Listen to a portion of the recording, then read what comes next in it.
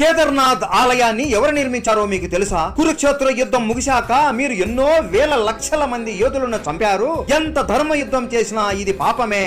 ఈ పాపాలని పోగొట్టుకోవడం కోసం వెళ్లి శివుడిని దర్శించుకోండి అని శ్రీకృష్ణుడు చెబుతాడు. దాంతో పాండవులు కాశీకి ప్రయాణిస్తారు. కానీ కృపాచార్యుడు లాంటి వాళ్ళని అధర్మంగా చంపినందుకు శివుడికి పాండవులని కలవడానికి ఇష్టం ఉండదు. అందుకే ఒక ఎద్దు రూపంలోకి మారి హిమాలయాలకు వెళ్లిపోతాడు. అది గమనించిన పాండవులు ఆ ఎద్దు వెనకాలే వెళుతూ ఉంటారు. శివుడు కోపంతో ఇక వీళ్ళు నన్ను వదిలేలా లేరు అని శివుడు ఆ ఎద్దు రూపంలోనే భూమిలోకి వెళ్లిపోతూ ఉండగా భీముడు పరిగెత్తుకుంటూ వెళ్లి ఎద్దు వెన్నుపూస అయిన మూపురాన్ని గట్టిగా లాగుతాడు. దాంతో శివుడు అంతర్ధానం అయిపోయి ఒక శివలింగం రూపంలోకి మారిపోతాడు. ఆ చోటనే పాండవులు ఆ శివలింగానికి ఒక మందిరాన్ని నిర్మిస్తారు. ఆ ఆలయమే మన కేదార్నాథ్ ఆలయము. ఇప్పటికీ కూడా ఆ శివలింగం ఒక ఎద్దు మూపురం రూపంలోనే ఉంటుంది. మీరు ఎప్పుడైనా ఇక్కడికి వెళ్ళారా? కామెంట్ చేయండి. హర హర మహాదేవ్.